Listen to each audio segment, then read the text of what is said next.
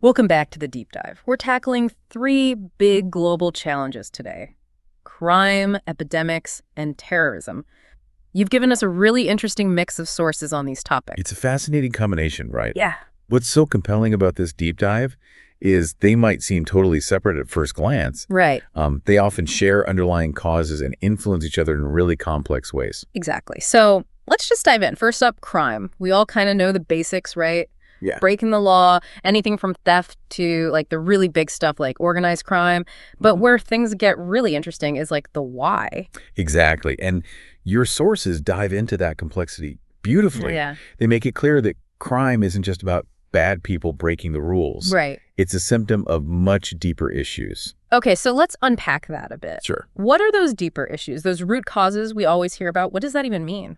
It's kind of like imagine a tree with crime as its fruit.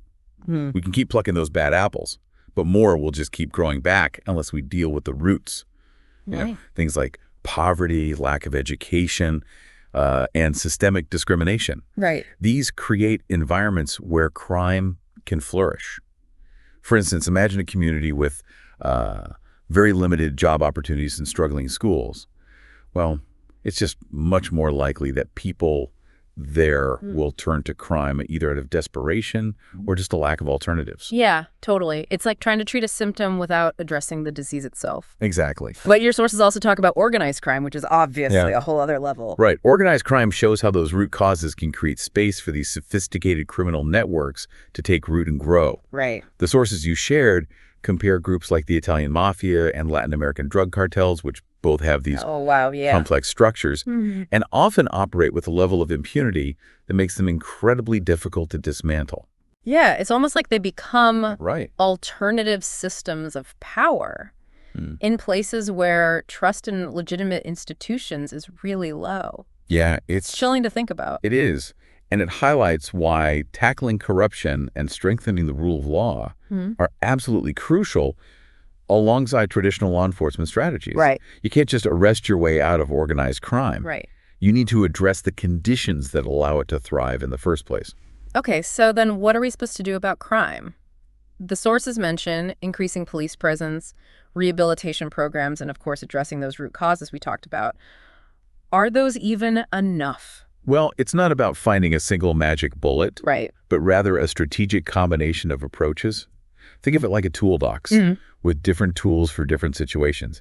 Increased police presence, sure, it might provide a short-term deterrent, but it won't solve the deeper problems. Right. Rehabilitation programs, those aim to address the underlying causes of criminal behavior. Right. But their effectiveness depends on the quality of the programs and the support systems in place. Right. So we need to be smart about which tools we use and when. Exactly. But even with a well-stocked toolbox, tackling root causes like poverty and inequality, well, those require Oh, absolutely. serious systemic changes, right? Absolutely. And those changes take time, resources, and a whole lot of political will. Right. But here's the thing. Investing in those solutions isn't just about reducing crime. Right. It's about building a more just and equitable society overall. Totally. And frankly, I can't think of a better investment than that. Okay, so we've laid out the complexities of crime, but what about epidemics? The sources define them as the sudden spikes in disease cases beyond what's normal, potentially impacting communities, countries, or even reaching a global pandemic level. Yeah. It reminds me of how quickly COVID-19 spread worldwide. Exactly. And the sources make an important distinction between an epidemic, which is more localized, Right. and a pandemic, which crosses international borders, just like COVID-19 did. Right. But even before COVID, history is filled with examples of these devastating epidemics. Oh, I know, the Black Death, right. Exactly. In 14th century Europe, that wiped out. Ugh, it's hard to even imagine I know. disease so deadly that it wiped out a significant portion of the population. Talk about a global crisis. And then in more recent times, we've seen Ebola in West Africa and the Zika virus in Brazil. These outbreaks really highlight how interconnected our world is. They do. And your sources dive into what fuels these outbreaks. Yeah. Things like dense populations living in close proximity, inadequate healthcare systems, Yeah. and the increasing impact of climate change. Hold on, climate change. Yeah. How does that factor into epidemics? Think about it. Climate change leads to extreme weather events like floods and droughts, Right. which can force people to relocate and potentially create those crowded conditions that are just ripe for disease spread. Right. Plus, warmer temperatures can expand the geographic range of disease-carrying insects. Wow, so climate change isn't just an environmental issue. Yeah. It's a public health threat as well. Absolutely. That's a chilling thought. So what can we do to combat these epidemics? Is it just about better healthcare? Well, healthcare is a huge part of it, no doubt. Right. The sources emphasize bolstering public health systems, making sure people have access to vaccines, and educating the public about how to protect themselves. Mm-hmm. But it goes beyond just individual countries. Given how easily diseases can spread, global cooperation is key. Right, because a disease outbreak anywhere is potentially a threat everywhere, right? Yeah. We saw that firsthand with COVID-19. Exactly. Speaking of global threats, let's move to the final topic in our deep dive. Terrorism. Yeah. The sources define it as the use of violence and intimidation, especially against civilians, to achieve political goals. But even that definition feels a bit slippery, doesn't it? You've hit on a really important point. Yeah. The sources are very clear about the subjectivity inherent in defining terrorism. Yeah. What one person or group considers a terrorist act, another might see as a legitimate fight for freedom. Right. Right. It's all about perspective. It all comes down to perspective, doesn't it? Yeah. And that's why it's so important to be those critical consumers of information and to actively seek out diverse viewpoints. Yeah. Understanding the historical and political context of these issues is crucial for forming those informed opinions. Totally. You can't just rely on a single narrative. So how do we even begin to untangle this complex issue of terrorism? Well, your sources provide some solid historical context. Okay. They point to the 9/11 attacks by al-Qaeda and the subsequent war on terror as this turning point Yeah. in our global understanding of terrorism. It's hard to believe it's been over 2 decades since 9/11. Yeah. I remember feeling like the world had shifted on its axis. I know. Air travel felt different, security measures were heightened, and there was this sense of fear and vulnerability that, frankly, still lingers today. Absolutely. Those attacks showed the devastating potential of terrorism in our globalized world where borders are just more porous than ever. Right. And that fear, as you mentioned, has shaped policies, security measures, and even how we perceive the world around us. It's almost like 9/11 created this invisible ripple effect that continues to shape our reality. It really did. But your sources also discuss another type of terrorism that's often overlooked, domestic terrorism. Right, right. What makes that different? Well, domestic terrorism is driven by those internal issues or ideologies Okay. specific to a country rather than by international groups. Right. Think of it as violence fueled by extremism within a nation's own borders. Right. Okay. And while it might not grab the same headlines as international terrorism, it can be just as dangerous and destabilizing. So whether it's an international group like Al-Qaeda or these homegrown extremists, we're talking about complex motivations and deeply rooted grievances that lead individuals to violence. It seems like tackling terrorism requires a much broader approach than just military might. You're spot on. And your sources reflect that. Yeah. They highlight a range of solutions from immediate responses like military action and increased security measures to longer-term strategies that address those root causes we've been talking about all along. Poverty, lack of education, political oppression. Right. They even emphasize the importance of community-building efforts to prevent radicalization in the first place. Wait, community building? How does that fit into the fight against terrorism? Imagine a community where people feel connected, supported, and have a sense of belonging. In those environments, extremist ideologies find it much harder to take root. Oh, interesting. It's about creating that social fabric that's resilient to the allure of extremism. I see. So things like promoting interfaith dialogue, supporting programs for at-risk youth, and fostering trust between law enforcement and communities all play a crucial role. So it's like a multi-layered approach. It is. Addressing both the immediate threats and the underlying conditions that allow terrorism to fester. Exactly. This deep dive is really starting to highlight how interconnected these issues are. It is, isn't it? We've seen how poverty, lack of education, and inequality can contribute to crime, make populations more vulnerable to epidemics, and create fertile ground for terrorist recruitment. Yeah. It's like a chain reaction. Precisely. And recognizing those connections is crucial if we're going to break that cycle and build a more secure and just world. Right. But let's not get ahead of ourselves. We've covered a lot of ground already, and I'm sure our listeners' minds are buzzing with all this information. Yeah, no, mine is.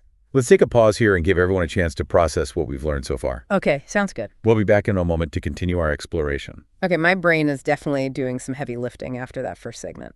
It's amazing how these issues, crime, epidemics, and terrorism, are all connected in ways I hadn't considered before. It really underscores how these global challenges Yeah. demand global solutions, doesn't it? Right. And that brings up another point from your sources, something that adds another layer of complexity to all of this. Okay. They talk about how different societies have different tolerances for certain crimes, which can make finding common ground on a global scale really challenging. That's a fascinating point. You mean what's considered a serious crime in one culture might be viewed as a minor offense? Exactly. Or even completely acceptable behavior in another. Exactly.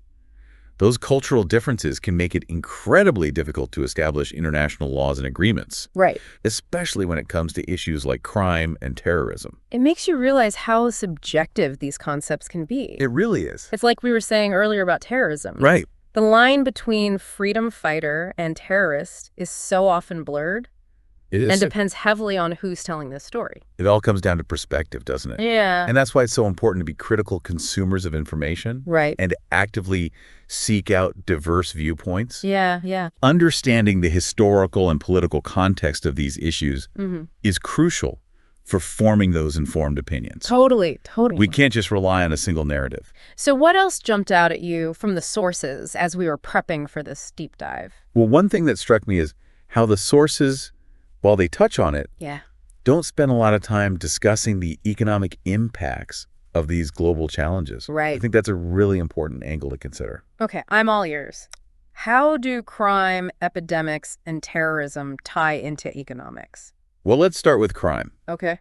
It can have enormous economic costs, both direct and indirect. Okay. Think about the resources poured into law enforcement, the damage caused by property crimes, the loss of productivity when people are victims of violence. Right. It all adds up. Right. And those costs can ripple through the economy, They do. affecting businesses, communities, and even entire nations. Exactly. It's not just about individual victims, it's about a collective economic burden. Precisely. And then you have the economic consequences of epidemics. Right. Think back to the COVID-19 pandemic. Oh, yeah. We saw travel and trade grind to a halt, healthcare systems overwhelmed, and massive job losses. It was a stark reminder of how quickly an epidemic can cripple the global economy. It was. It's hard to believe it's been a few years since the world shut down because of COVID. I know, it feels like yesterday. It felt like we were living in a movie. It did. But even beyond pandemics, epidemics in general can disrupt supply chains, impact tourism, and create this climate of fear and uncertainty that makes people hesitant to spend or invest. Absolutely. And then there's the economic fallout of terrorism. Right. Attacks can damage critical infrastructure, cripple tourism industries, and create widespread fear and instability, all of which can have long-lasting economic repercussions. It can. It's fascinating, isn't it? It is. These seemingly disparate issues all tie back to economics in one way or another. They do. It's like this invisible thread connecting everything. It really underscores the importance of addressing these issues, not just from a moral or ethical standpoint, Yeah. but also from a purely economic one. Right. Investing in solutions that prevent crime, contain epidemics, and counter terrorism isn't just the right thing to do. It's the smart thing to do. It can save lives and money in the long run. It's like that saying, an ounce of prevention is worth a pound of cure. Exactly. Seems like it applies here on a global scale. It does. And speaking of prevention, your sources really emphasize that approach, especially when it comes to terrorism. Yes. They talked about addressing root causes like poverty and political oppression to create environments where extremism is less likely to flourish. Absolutely. Yeah. They highlighted how community-based approaches can play a crucial role in preventing radicalization. Right. Things like providing educational opportunities, creating support systems for vulnerable individuals, and fostering a sense of belonging can all make a huge difference. Yeah. It's about empowering communities to build resilience from within. It's a proactive approach. It is. rather than just reacting to events after they've already happened. Exactly. It's like we're finally starting to connect the dots and realize that we can't just tackle these issues in isolation. It's all connected. We need a more holistic, long-term strategy that addresses both the symptoms and the underlying causes. I couldn't agree more. And it requires a fundamental shift in thinking. Yeah. We need to move away from the idea that these are problems over there that don't affect us directly. Right. The reality is we're all interconnected in this globalized world, We are. and we have a shared responsibility to address these challenges. Wow, that's a powerful message. Huh. But it also makes me wonder, are we really up to the task? Can we overcome these deeply entrenched issues It's a good question. and create a more just and peaceful world? That's the million-dollar question, isn't it? It's easy to feel overwhelmed by the scale of these challenges, Right. but I believe we have to try. And your sources offer a glimmer of hope. What do you mean? Remember how they emphasize the importance of global cooperation? That's where I see real potential.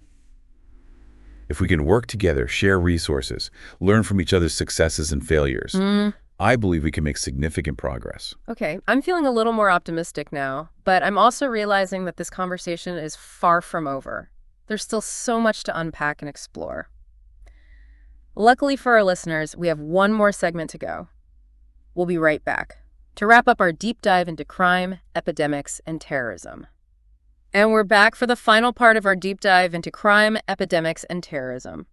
You know, it's been a whirlwind of information. It has. But I feel like we're starting to see the bigger picture, like the interconnectedness of it all. That's exactly what a good deep dive should do, right? It's not just about understanding each issue in isolation, Right. but about connecting those dots and uncovering those patterns that link them together. Absolutely. And one thing that keeps coming up is the need for this multifaceted approach, that there's no one-size-fits-all solution to these really complex challenges. You're right.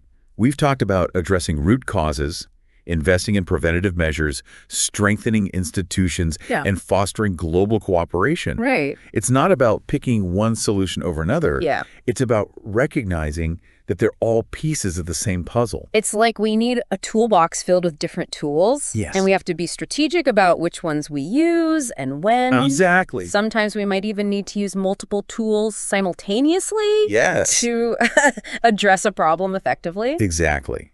It's about being adaptable and responsive to the unique circumstances of each situation. Right. But here's a question. Okay. Even if we have the right tools and strategies in that toolbox, Yeah. are we actually capable of implementing them on a global scale? I mean, we're talking about massive systemic changes here. Right. It's a daunting task. It is. It's one thing to have a blueprint for a better world, Right. but it's another thing entirely to have the resources, the political will, and the global coordination Right. to actually build it. Yeah. It can feel overwhelming. It's like having a design for a beautiful, sustainable city, Right. but lacking the materials, the skilled labor, and most importantly, the shared commitment to actually make it a reality. So how do we bridge that gap between good intentions and effective action? Where do we even begin? I think global cooperation is key. Your sources really emphasize that point. We need countries to work together, share resources, and coordinate their efforts if we're serious about tackling these challenges effectively. You know, it makes me think of the Paris Agreement on climate change. Right. It wasn't perfect, and there's still a lot of work to be done. Right. But it showed that global cooperation is possible, It did. even on these complex and often contentious issues. Exactly. The Paris Agreement proved that countries can come together and commit to a common goal, even if it requires sacrifices and compromises. Right. Now, the challenge is to translate that spirit of collaboration to other areas, like crime, epidemics, and terrorism. Okay, that gives me a sliver of hope. But I'm also realizing that this is a long game. Oh, it is. There are no quick fixes here. You're absolutely right. These are deeply rooted problems that have been with us for centuries. Right. They're woven into the fabric of our societies and our history. It's going to take sustained effort, long-term commitment, and a willingness to adapt and learn along the way if we want to make real lasting progress. So where do we go from here? What can we as individuals do to contribute to a safer, healthier, Right. and more just world? It all feels so big and overwhelming sometimes. It's easy to feel that way, but I truly believe that individual actions can make a difference. Okay. It starts with awareness. The more we understand these issues, the better equipped we are to advocate for change, make informed decisions, and hold our leaders accountable. So keep diving deep, folks. Yes. Read, research, stay informed, and engage in meaningful conversations. Exactly. Support organizations working on these issues, Right. volunteer your time, donate to causes you believe in. Don't underestimate the power of individual action. Every little bit counts.